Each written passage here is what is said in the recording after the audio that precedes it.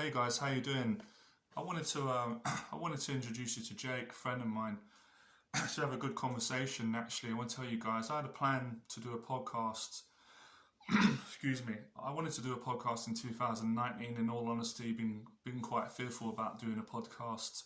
There's been a lot of other stuff going on, but just like what I'm just trying to teach everyone, and I've been doing for many years. Just got to throw myself in a deep end and just do it and not try and be perfect and just see what happens. But I had a goal actually, and there's so many things I want to talk about today. It's quite amazing because originally, sorry, get my breath. Originally, I didn't know Jake personally. He was a subscriber. I've got to get my breath. Excuse you. I'm a bit rusty after the Christmas and the New Year speaking on camera. So Jake was following my stuff for, I think, since 2015. Yeah, 2015. And I never knew that we were going to meet in person. This is one of the amazing things about putting videos out on YouTube. It's not just at the start when I was putting videos out just to show guys how to get over anxiety and speak to women, is that I've ended up meeting real people and making good friends with literally people all around the world. Jake's from the States, so I'm going to introduce you to Jake and we're just going to have a good conversation today. And I'll be honest, I feel a little bit nervous for some reason doing this video, this podcast. And it's kind of weird. I've done so many videos and I haven't been nervous, but I think with the January coming, 2020, I am feeling quite a lot of pressure on myself. But, you know, like I always tell other people, you got to throw yourself in and it's okay to be nervous. And it's also okay to admit that you're feeling nervous in a social situation, because I'm not perfect and no one is, and I'm not trying to be. But with each podcast I'll get less nervous. And what's the worst that can happen? Okay, I'm going to get nervous. People, you know, are going to make a judgment. But I think I'll do fine. It always works out in the end. So for me personally, I really mean this. I didn't tell Jake this. Growing up, I loved America. Watched all the films. Always wanted to have some American friends because I've grown up in England. And when I was growing up, I don't remember any American people in school. I had a lot of friends from England, all different parts of the world, but I don't remember American friends. You know, like when you grow up in another country, you watch the films, you like the culture. I always kind of had a dream. I wanted to get an American girlfriend. Don't worry, Jake, don't get any ideas. Right? But I wanted like friends from all around the world, and it is amazing that like my dreams come true. I've got good friends with Jake. I've got a couple of other good friends from America. I won't mention their names just out of privacy in case they don't want me to, but I've made a lot of friends, and it's amazing. It's not fake friendships online. I'm not saying because it's weird when you have a YouTube channel and you teach, you put stuff out. Although it's nice to like have these friendships, if you don't meet in person, it's never really feels real. So it's so nice that Jake's been over quite a few times and I've got to know him, become friends, and now it's like it's not just. Obviously, I value my subscribers, but you're only human. When you don't meet people in person, there is a bit of a disconnection. So it's amazing. It's a dream come true when I was younger to have a friend who's from America, Cincinnati. You know, the accent. It's crazy. I grew up with my dad watching these films, and you know, and it's for me, it's a wonderful thing, and I'm struggling to articulate what I mean. But dreams do come true, and if I didn't put those YouTube videos out years ago and face my fears and help loads of you, I never would have met Jake, you know, so it's not just been one way. I know I've helped Jake a lot and I'm grateful, but he's helped me and you guys have been great, and I feel he's a really lovely, genuine guy, and just having a conversation with us today. You're welcome, I really mean it.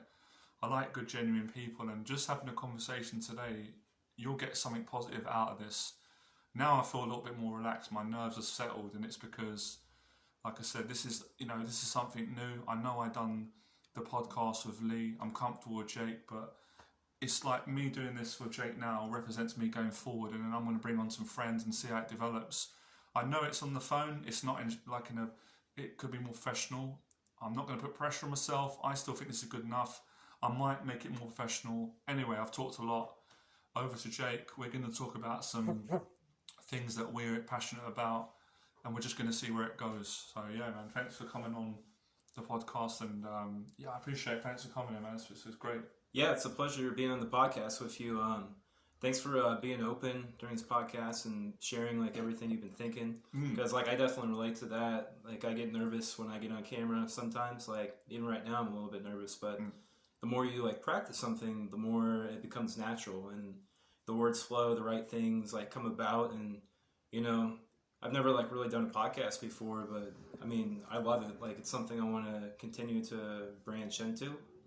And I'll tell you a little bit myself, guys. I'm Jake. I'm from the United States. Actually, first heard of Johnny when I was looking for YouTube videos on confidence in 2015, and I just really connected with his message of honesty. And I thought, you know, there was something like really authentic to what he was saying compared to like, you know, maybe some other people. And ever since then, like it's just really helped me to grow. And actually came to England for the first time. I think it was last April, and I met Johnny, and we hung out, you know, shared life, had good laughs, and then I started coming to the Fearless events and just seeing like how much of an impact he's had on different people, and how people like, you know, got out of their comfort zones. They put on the gloves and boxed. They shared like their struggles and stuff like that, and I just found like a really authentic place to like voice myself and, you know, to grow alongside other men. I really appreciate it. Yeah. I'm actually trying to get better with taking praise from people. It's something that I've struggled with a bit. Oh, me too. So when people say good things about me, I do believe it, and I'm very grateful. I'm grateful from Jake, all of you. And I've had people, you know, for years coming up to me, stop me on the street, and maybe you're never supposed to get used to that, but I really appreciate it. But I get a little bit awkward because I think the way I was brought up is the values were obviously, the values were like, don't be too cocky, don't be arrogant and stuff. Obviously, I wasn't brought up by my parents or anyone saying don't take praise from people. Of course, I want people to like me. It's the best feeling in the world when you've impacted someone. But at the same time, I think because of the social anxiety I had growing up, the shyness, part of me not wanting to be in the spotlight, you know, struggling with things like eye contact, everything that my viewers have struggled with, being shy, kind of not feeling deserving of praise or being successful because having quite low self-esteem. But then that's also conflicted with a part of me that feels I'm very confident in myself and I deserve this, and everyone deserves to be happy and to help people. But he's made a great impact on my life. So I am getting better with it, but it still is a bit awkward. Probably goes back to being a kid, you know, like when your parents praise you and give you love and say well done, and everyone claps at school when you do something right. You want it, you crave it, but when you get it, you're like, oh God, I just don't know where to look. I feel a bit embarrassed. I don't know how to take this flattering compliment, and especially when you know it's genuine from people, you know. And so that's something I must get better with. But it's not the worst sin in the world to be a little bit uncomfortable with praise. I'd rather that than, you know, no one liking me and me not being a nice person to people and stuff. Anyway, I don't want to talk about myself too much on this, to be honest. I want to talk about Jake more. And actually, we were talking about a couple of topics I thought you guys would be interested in. And should we talk about Eastern European women? Because you love Eastern European women. I love. Yes, I sure do. I like them as well. And I want to be more brave, actually, and be more open with my followers and talk about things that I would talk about when the cameras are off. And I think my fears a little bit lately are the reluctancy to talk more openly when there's a camera on, because it's such a political correct time today. And if I say one thing, people love it, but then everyone gets offended. So I'm not offending someone by saying Eastern Europe. I've got friends from Eastern Europe, and I've dated women, and I think the women are beautiful, and Jake likes them. And I'm having a little bit of tongue-in-cheek. It's going through a bit of frustration, won't it? Because you want to meet an Eastern European woman, you specifically want that. You haven't found as many as America. And I made a joke saying Jake's came all the way to London because I'm so attractive, but only joking. 100%. He's came because he wants to dominate. He wants to find all the Eastern European girls in London and then take them back to America and leave us guys with nothing. That's the master plan. You read me thoroughly. I'm gonna get some tea too. Yeah, we're drinking mint tea. It's a good mint tea. But yeah, anyway, listen, right? I've had this conversation. So look, not offending anyone who's non-Eastern European. I would date a woman if I liked a woman. It doesn't matter where she's from.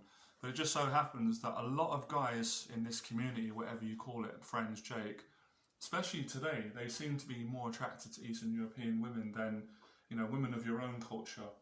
And do you want to talk about what your reasons are? And I'll talk about mine. And because I don't want to. I want to let you speak a bit more. I'm speaking. Yeah, sure. So I'll be honest, a little nervous about talking about it. I don't share it with everybody because I feel like everyone has their opinion on the matter. They might think like there's nothing wrong with having a preference, isn't there? Like we shouldn't condemn someone because there's certain women that like certain types of men, and I'm not going to get offended if women are not attracted to guys that are tall and pale, and they like guys that are Hispanic. That's not going to offend me personally. That's fine. That's just everyone's got their own taste and stuff. Yeah, we're not telling we're not excluding like. people just because we're saying we're attracted to Eastern European women. It doesn't mean we're finding women that are unattractive. But it's just a preference. You seem to like that. It's been a generational thing. A lot of guys when I'm on YouTube, they want to meet a Russian girlfriend, they want to get a Polish girlfriend, or a Romanian or a Latvian, and there's got to be a reason why that's happening. I've got my own beliefs about that, but yeah. Well, I would say part of it is that there's some people that are more attracted to someone from a different culture. Maybe it's perhaps because they can learn something from them, and that they went from, maybe someone from their own culture.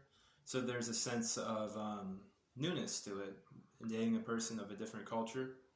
And then I'd also got to say, they are drop dead gorgeous. They are. Like, they are beautiful looking, and the thing you said as well, and I've had this conversation with so many friends, they are very feminine. Yeah. They are extremely feminine, and it's hard to, you can't help it. I'm attracted to feminine women, and I've had this conversation with loads of guys at talks, my friends, other people that are on YouTube, people that I know, and that's one of the reasons why they find them attractive, because they're quite traditional, feminine. Absolutely. It's not saying that other women that are not Eastern European are not feminine. Of course, American girl can be feminine, English girl, but they tend to be more feminine, don't they? And it stands out. And you've had some positive experiences with an Eastern European when you've met and went on a date with.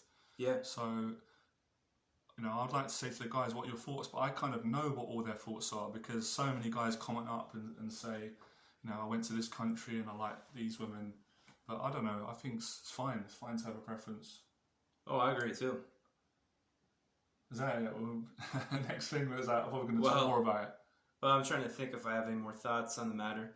I haven't given like every single reason, but I would say like generally like what I said is, the reason. Well, few reasons. Yeah, and it's nothing we were talking about today. I've had this conversation. What are the best platforms to date on? And I think you guys already know my opinions. I spoke to Jake about this. I've never enjoyed online dating and Tinder and stuff like that. Oh no. It's not as honest. It's not as good as speaking to a woman in public, meeting a girl at a park, or on a different country. And I don't know. What are your thoughts on that?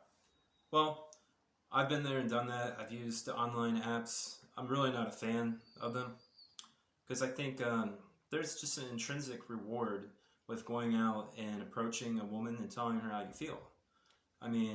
I've had, success doing that in the past, and I plan to keep on doing it.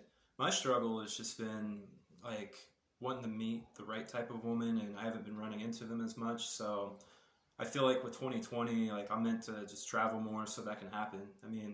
It's my responsibility to do that. No one else is going to do it for me, so yeah, I would rather just stick to in-person approaches than rely on online. Yeah, that's interesting, because I wanted to start talking more on my YouTube channel openly about the struggles that men have, and I've got a lot of struggles as well. I'll tell you guys about it at the moment. Like Jake, I've been struggling with actually meeting the right person, and it's another little challenge. It's all good and well learning to be confident, and you can go out and you can attract women and get dates, and I've got the skill to do that, and Jake has, and a lot of you, but it doesn't make it so, in the sense, you want to meet the right person that you can have a relationship with, and that's another thing I'm going to talk more about on the channel, which is important for me, and I don't have the answers to that. I wish I could solve Jake's problem right now, and mine and more of yours, and I've done it for a lot of people, but it's almost like I don't know how I've done it. Like, a few people that have watched my videos have become married. I've got a friend on Facebook and Instagram. I really like him if he's watching. I appreciate his support, and he messaged me saying, thanks to your videos and your encouragement of going out, I met my fiance, and I saw them. They're a lovely couple. So that's one of my fears and struggles at the moment, and being open about that with everyone. And I feel more pressure because I'm the guy who helps guys get in relationships at the moment. I'm struggling too to meet the right person, but I'm just going to do everything I can this year to do everything I possibly can to make that happen. I was saying that to you in Starbucks that there's certain things that you just haven't got power over. You can do everything you can do because you can't you can't make like the right person just come into your life to a certain extent. That kind of has to happen, but you can go out and speak to them and go to events and do what you're doing and travel and increase that and enjoy your life and have goals.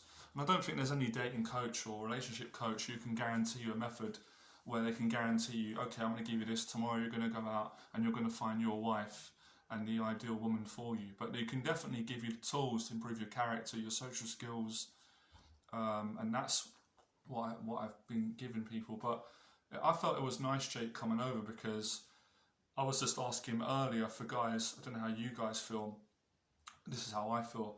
I think for a lot of us men sometimes we really struggle to talk about our feelings. I do as well, honestly.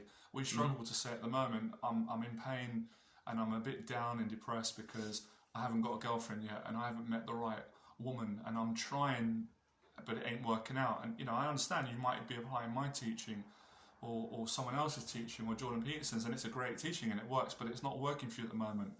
And sometimes even with the right method, it takes time, these things. And you know, when I've had relationships in the past with a girl and it's gone great, I can't even really tell you what I'd done. I just got on my life, took action, enjoyed it, went through some failures and it happened.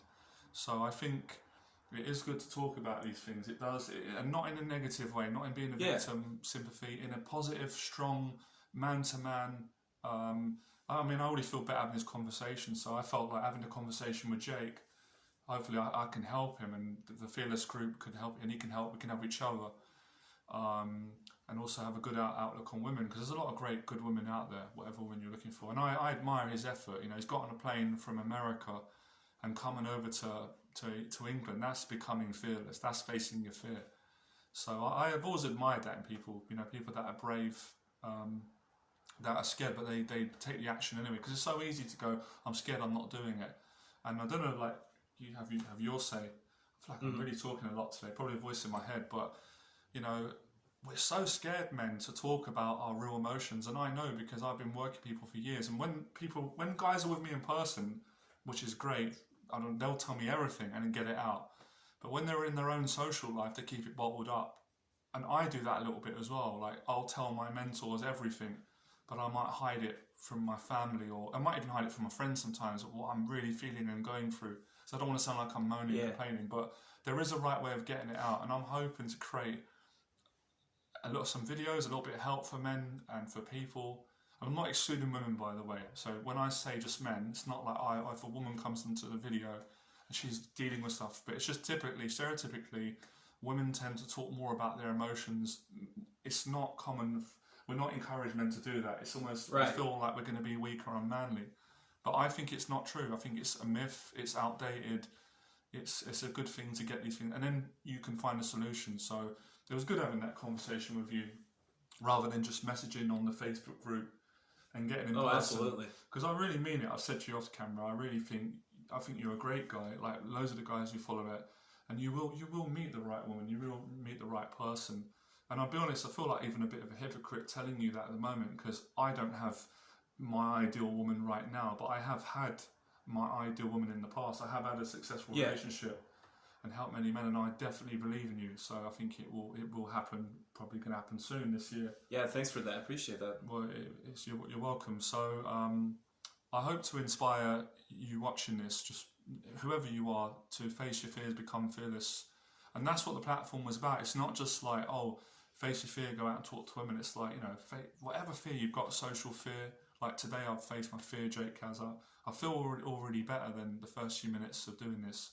So we were talking about that, but I do like what you've done and a lot of the guys are doing. You know, you're not just complaining, which I think would never solve the problem. You're doing everything in your power. You know, you're traveling, you're being more social, you're increasing. I heard Jordan Peterson say that. I agree with it.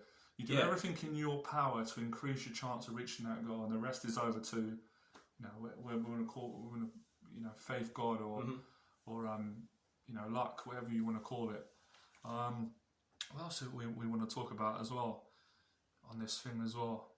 So I was going, Oh, I got an idea. go on, man. How about New Year's resolutions? Kind of like the, I would say the pitfalls of maybe setting too lofty goals and then trying to counterbalance that to where it can be realistic for people. Yeah, that's good. We could talk about that. I've done a video the other day asking people, do you think it's silly to set goals? Do you think it's like people do it and don't stick to it? Or do you think it's good? Most people said it's good. So what are your New Year's resolutions or your goals? I didn't really want to tell mine online. It's just how I am with things. I feel if I announce things and I don't do it, my dad kind of brought me up like that. It's just my own thing. Like actions speak louder than words. But I've got nothing.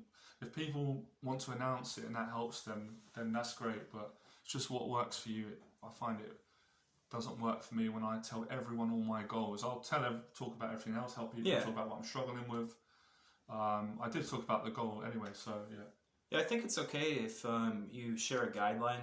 You don't necessarily have to share everything because there's that expectation if you it puts a lot of pressure on yourself. Yeah, if you claim something to the public that you're going to do something, then you fall short, then you kind of fear like people will say, oh, like he's not legit, or he can't succeed, which is just not true. I mean, if we made like a big list of goals and always follow through with them, like what else would we strive for? Like you have to be realistic when you set out to do stuff. So for me, I made a list of things I want to change in 2020. Some of those include meeting the one, releasing my album, become a better musician overall. I'm actually getting ready to release an album probably in about a month. I finished all the work. I'm just waiting for my friend to master everything. Then I have to upload it to a streaming platform. That way it can get released onto Spotify, Amazon Music, and all that stuff. So that's a big goal, which I know is going to happen. I would say a goal that's probably not going to happen that I set is, to practice every single little thing that I could think of. Because, obviously I'm traveling during the new year, and it's hard for me to just, play my guitar hours on end when I'm out doing stuff. So you just have to make like small and incremental changes and work on the goals that you can when you can. Yeah, that's interesting. Do you want to talk about the album? Because I was talking to you that before we were doing the podcast. And Jake's a musician, by the way. I love music, and I was just saying, it must have been an amazing feeling to complete an album. Yeah. Like the satisfaction you get from actually sticking to something and doing an album, doing the songs, like, regardless of how the album does, I'm sure it'll do really great.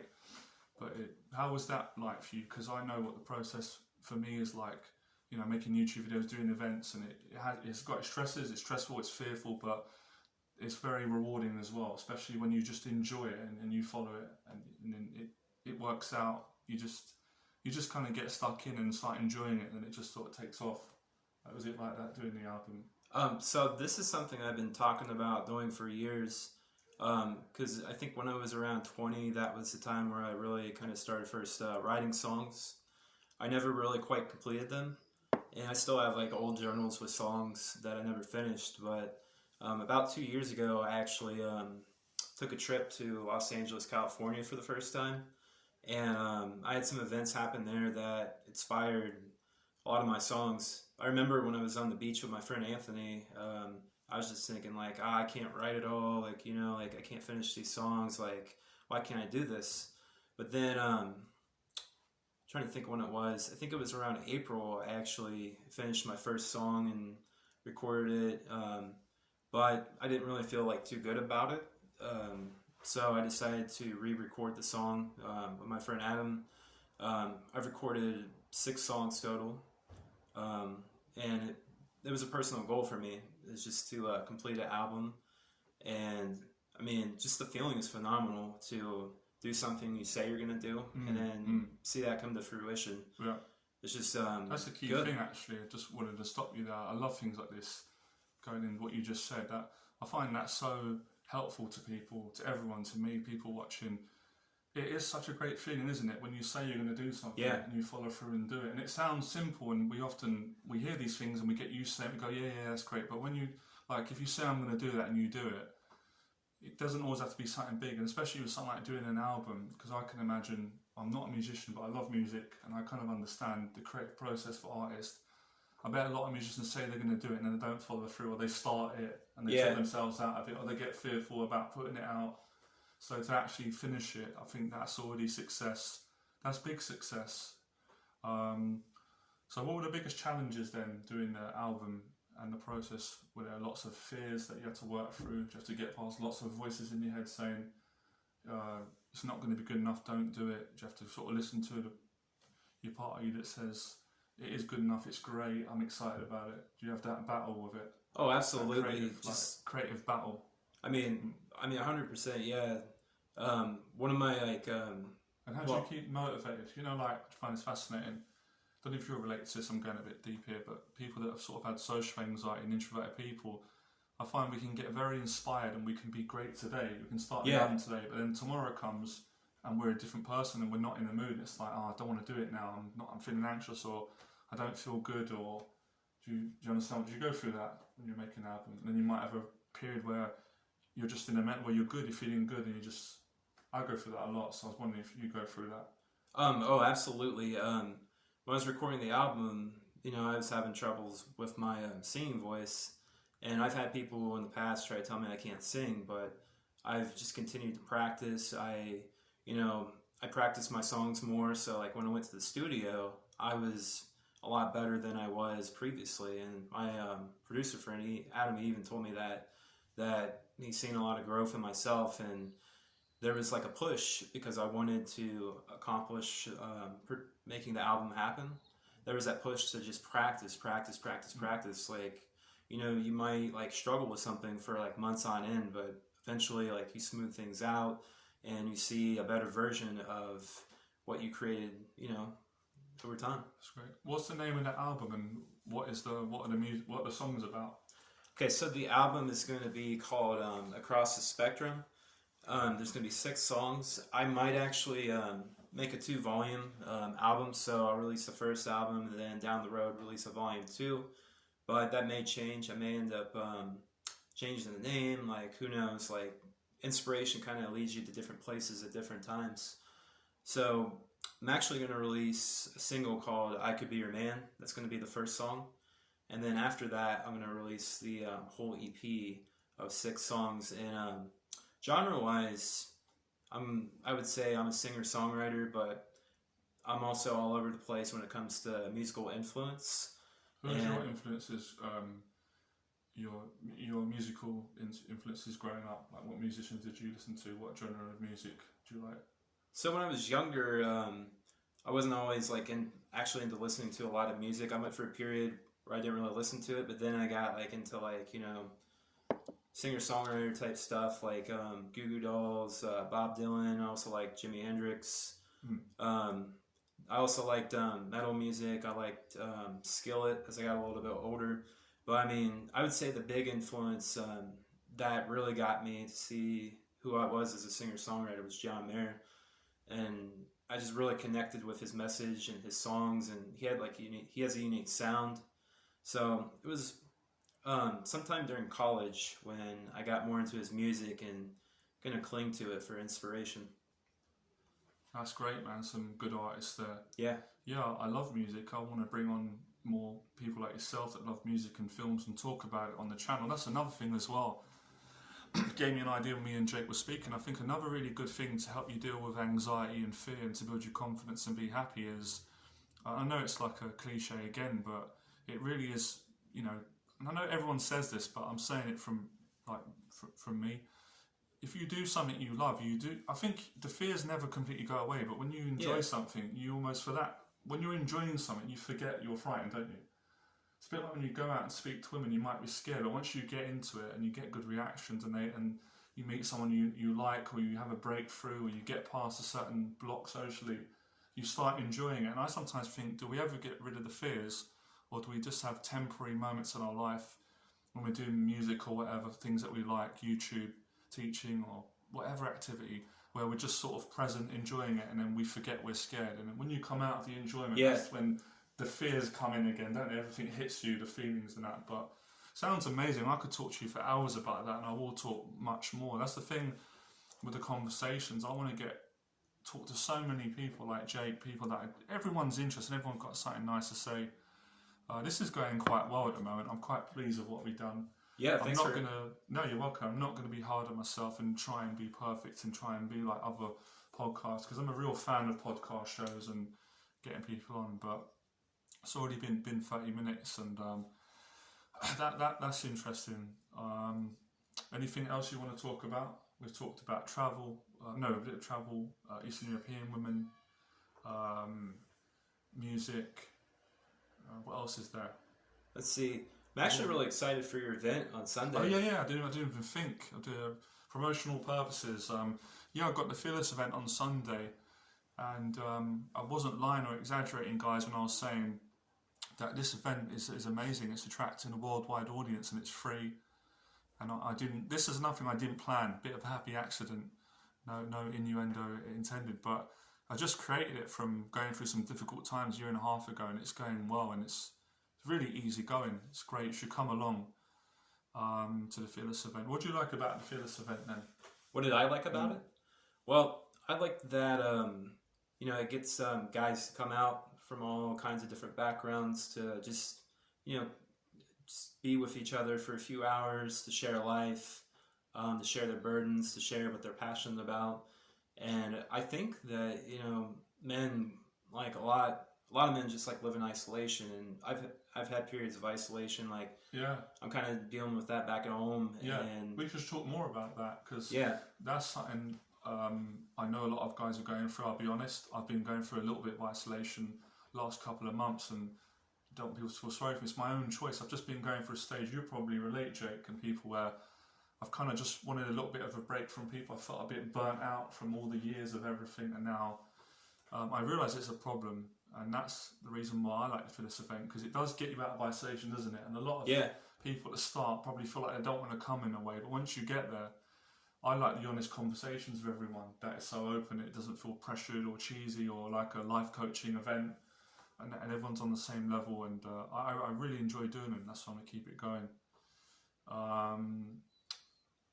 So that's been really. How many times have you come over now? This has been third time, fourth time. Oh yeah, I've done some clips of Jake. You might have seen them on YouTube when we were doing the pads together. Yeah. But yeah, well, with the Fearless event, I'm just going with the flow. I don't have too much of a structure. I just sort of bring people together, and it's more of a social event, isn't it? And we do some activities sometimes. We hit the boxing pads, we go out, do some approaching, talk to some women. But I personally enjoy. I like seeing people coming out of their shell and seeing all the guys happy, seeing them gain confidence, and I do enjoy the conversations, the openness. It's very, very honest, very positive, and it doesn't, like I said, it doesn't feel. It's not like a cult or anyone telling you what to do. You're free to come and go when you want, and so that's been really good. There's so many things to talk about. As you can see, I've not planned these podcasts, so I am just improvising. But yeah, it's, I don't know if you guys are feeling it. I was saying to Jake earlier, it's been a challenging year for me, and there's been a lot of good stuff, and I had a great Christmas with my family, but I just feel a little bit lost in January. I think like the New Year's here, I just feel, I don't know, my friend was saying it, everyone's kind of feeling the same. I feel excited, but it feels like there's a pressure, and I'm just kind of getting into January. I think I feel more relaxed once a few days go past. Maybe you guys are feeling the same at the moment. You feel pressure in 2020 that you need to be more and succeed more. There's nothing wrong with that, but I think sometimes putting too much pressure can make you sick and stop you reaching goals, rather than just relaxing, doing the best you can, enjoying it. That kind of thing.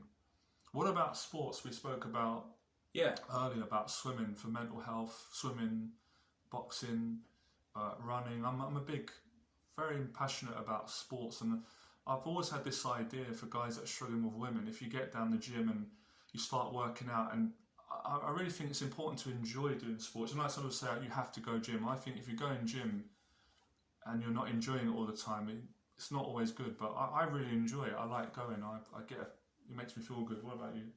Oh, I mean, I think it's imperative to go to the gym just for overall like mental health, physical health, and spiritual health. I mean, your body's a temple. why, abandon it? I mean, when I go work out, like I'm doing it to, enrich my life. I want to look good. I want to feel good. If it makes you feel like you're on top of the world, like, especially if you're sweating your butt off, like on the treadmill, like, you're like, okay, I just ran a mile. I think I could do this again. And then you just keep adding like incremental changes. And then eventually, like, you're to the point where you can run marathons or, power lift or whatever it is that you want to do. I mean, me personally, like, I really like boxing workouts, like hitting and kicking the bags. It's amazing. I like lifting and doing some running. I mean, it's just enriching. Like, I'd rather go work out than sit at home, and play video games. Especially as well, isn't it? Sometimes if you don't feel like speaking and you don't feel like getting things out, or you want to get things out without speaking, which is a weird way to think about it, it's nice to hit a punch bag. Yeah. You can say on a punch bag maybe what you can't say socially in words. You can hit it, and I love it. That's why I put the videos it won't punch back at you. Exactly, it won't punch back. I like swimming as well. I found that good. We were talking about that earlier. Because I was really scared about swimming when I was younger. It's a lot of embarrassment, a lot of shyness to go into public places and swim, and I've been doing that for a long time now and got comfortable doing it. So that's kind of where I'm taking the channel, is to teach people the tools to become fearless in all areas of their life that they want to go into. Because the whole getting confident with women, I've found there are other ways of improving. Obviously, like if you're struggling to talk to girls and you're really shy, the only way you're going to get over that is by doing that actual thing. But there is a point where you can do other things to improve that. So just the things we've spoken about today, I think we've done quite well today, considering we didn't plan it. I just brought Jake on, and I'm going to see how this goes. And if I feel like bringing someone on the podcast and doing a video, then I will. You're looking forward to 2020. You scared, excited? Yeah, I think I'm like all colors of the spectrum. I'm the same. When it comes to this year. So I'm like super excited that I'm gonna move forward, like with a lot of things that I planned with the album. I'm wanting to move. Like, not sure where I'm gonna move yet, but figuring that out. I plan to play my music out to places. Plan to travel more. Just overall growing. I definitely have some fears. Like, I do have doubts. Like, I feel like there's some things I won't accomplish, but I mean, when I get around people like you, like, it's like my goals are believable. I appreciate that. Same for you. Yeah, I think it's normal to have doubts. I think I've had doubts every time until I've actually done it, and that's why I encourage people to do it and take action, because you'll never really believe you can do it until you do it, will you? Yeah. So doing an album and the music stuff and travelling and speaking to women in public and facing your social fears, what's been the most scariest one out of all the different fears? I'm fascinated with fears, by the way, which is why I've called this podcast show Become Fearless, and pretty much all my platform. I should change my channel soon from Johnny Berba to... I just love that because it's so personable for everyone. It's not like that's mine. Everyone can become fearless in their life. So I'm always fascinated, just personally, not just for the podcast and people watching it. And another thing as well, I try not to waste words. I don't want to just say things for the sake of making them. I want to say meaningful things that I really want to say. So I'm fascinated with fears. I always like getting men to admit their fears, because I think men struggle to admit it. I do. And I've faced a lot of fears in my life, and certain ones have been more difficult than others. And I've obviously taught men all around the world and helped them to face different fears, not just talking to women. So what's been I'll tell you mine if you want as well. Yeah, sure. Oh, I nearly lost it. This is the great thing about... Phone's taking over. Yeah. So what's the most challenging fear you've ever faced? And why was it challenging, and how did you overcome it? And then I'll tell you mine. Yeah, sure. And we'll get the guys as well. I've just got a message from my friend from America. Let me know in the box below what your most challenging fear is that you've ever had to face in your life, and you can explain why. I'm fascinated. I think it's great when people share it, because it always helps someone when you share a fear you had, and especially how you overcome it. I always like trying to find a solution rather than just saying I'm scared of this. So what's the most scary thing you faced in 2019 or wherever? So that's actually a pretty challenging question for me to answer, because I've had like a conglomeration of fears. It's really hard to pick just one. So I mean, I'll just share like a couple that have been challenging. You have to get it down to just one. That's Just one. Oh man. So you've got to try and get down to just like the one like most scariest fear, and I know you've got to think about it, but yeah. I feel like it's one that I'm still facing. Which one is that? So I have this fear that I'm not gonna actually succeed. Like I have a fear that I'm never gonna make the amount of money that I need to, kind of make it on my own. I have a fear that I, just won't be able to get anywhere in my music or my acting or modeling pursuits. And I'm just trying to get out of this like cycle of feeling like I'm stuck. You know what I mean? No, that's interesting. Kind of deviated from the question. It's still a good answer because I was thinking like, what's the scariest fear that you've actually faced and overcome, or you've faced it? But no, that's fine. That's interesting. Yeah, I think everyone relates to that. I have that fear as well, and that's human as well. You're worried that it ain't going to work out. You kind of want some kind of guarantee before it's worked out. Someone's going to say, don't worry, it will work out. And then you're like, okay, I'll take part in it. But it doesn't always work like that, does it? You can't sit on the fence and go, I'm not going to do something until I definitely know it works out. We all got to take a risk. We never know 100%. Of course, I believe in myself, and at certain points people will say, I knew I could do it. I believed it as a kid, and I don't doubt their belief. Mm-hmm. But if everyone's being really honest, you never fully believe it until you achieve it, do you? Yeah. I didn't ever believe I could meet you years ago and be where I, meeting all these great people and doing these things. I never believed I could speak to a woman in public or even think about doing a public talk until I did it. So there's a lesson in that already. But obviously we can do it. When you do it, you prove it. Like with you doing the album. What else is there? I don't want to challenge yourself more. So what's harder then? Have you done any performing with music? Have you done any gigs in front of people, like in pubs or bars or clubs? Have you done any like live gigs, playing guitar, singing, anything like that? I mostly played at open mics, so I haven't actually like played a full show before, and I get a little nervous about admitting that because I don't want that to like undermine people's opinions of my ability to write music, because I do believe. And I'm speaking from that because, a lot of people have told me like I can really write songs, and, I'm just ready to share the music with the world this year. And I plan to face that fear of public performance, just get back to playing open mics and then, go book shows. Yeah, that's the key thing, isn't it? It's getting over the fear of public performance. Everyone has it. But if you practice it, like you said earlier, you will get used to it, won't you? Yeah. You get more desensitized by only through doing it. That's great, man. That's really interesting. I could talk more about the music. We'll end this talking about films, because I did a thing on my Facebook group, I Love Films, and I wanted to find ways that I could connect with people and guys through different mediums, not just conversations about women and dating. So I found films are really inspiring, and I don't think anyone doesn't like films.